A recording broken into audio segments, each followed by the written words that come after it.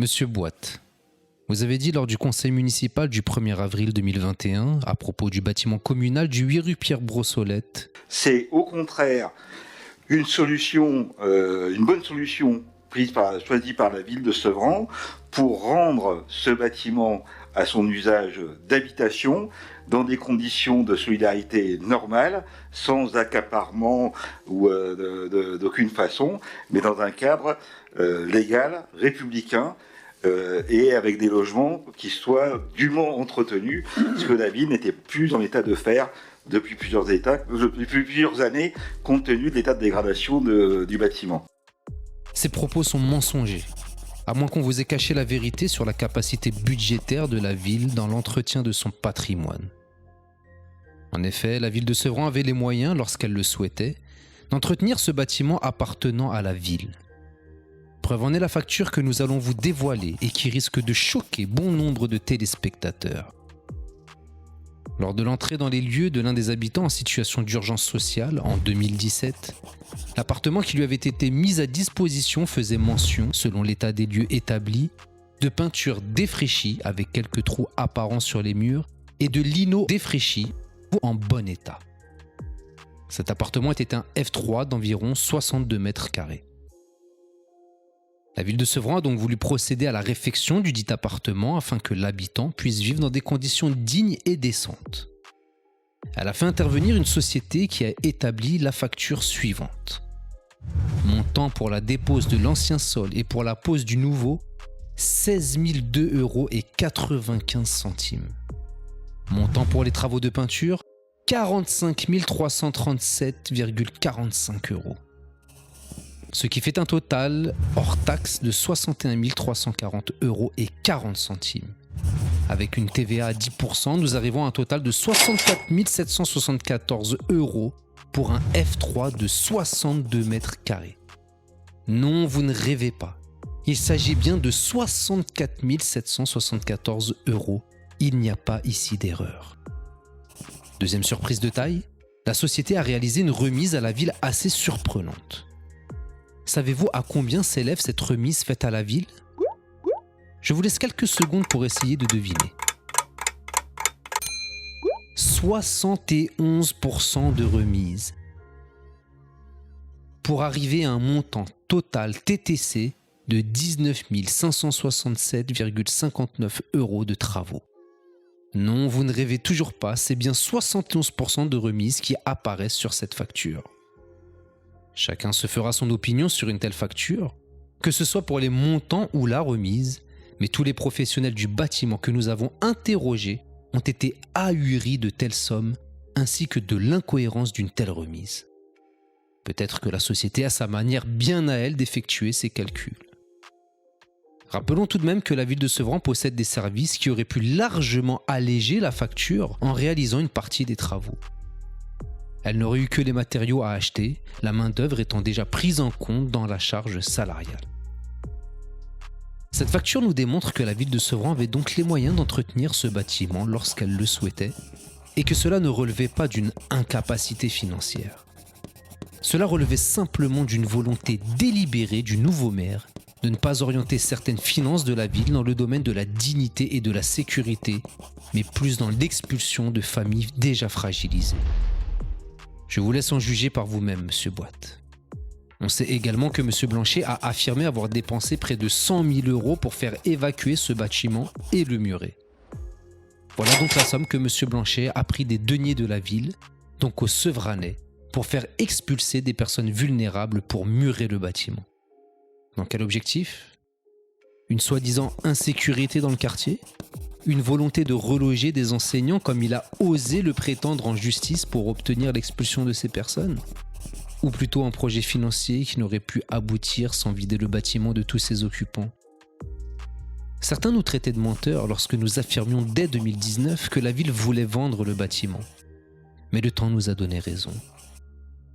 Effectivement, lors du conseil municipal du 11 février 2021, notre majorité a voté la vente du bâtiment à un bailleur social, Batigère pour ne pas le citer, pour un montant de 500 000 € après avoir dépensé en 1 an et demi l'équivalent d'environ 130 000 € pour l'entretien d'un appartement et l'expulsion d'une manière discriminatoire de certains habitants qui devaient normalement être protégés par la loi.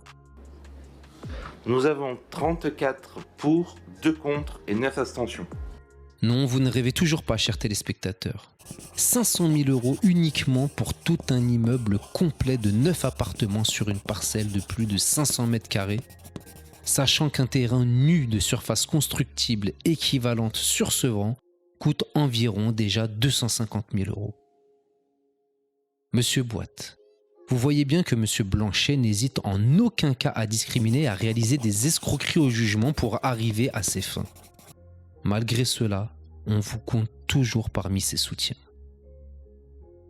Donc Monsieur Blanchet s'est donné autant de mal à mettre des personnes vulnérables et fragilisées à la rue pour au final quasiment offrir ce bâtiment à l'un des bailleurs de la ville.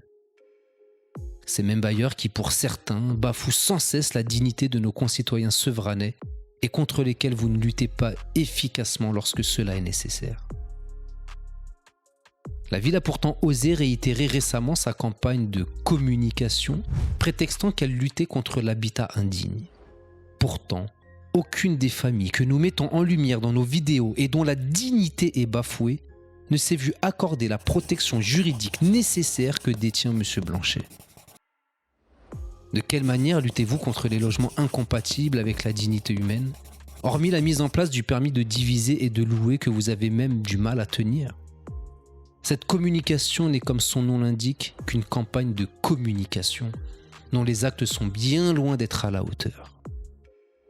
Votre tribune du mois de mai dans le journal de la ville, M. Boite, signée par vous-même et M. Blanchet, est la cerise sur le gâteau.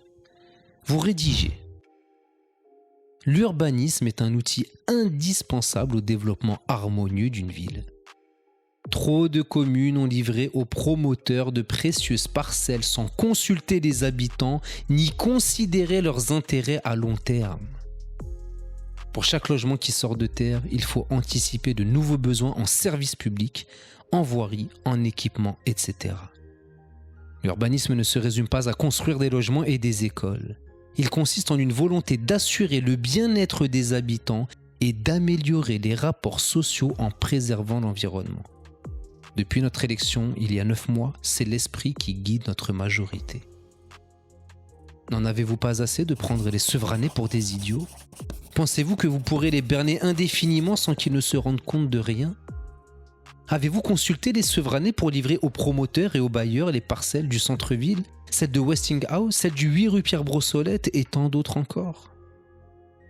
Monsieur Blanchet affirme dans une lettre aux Sevranais que chaque euro dépensé doit être utile à toutes et à tous.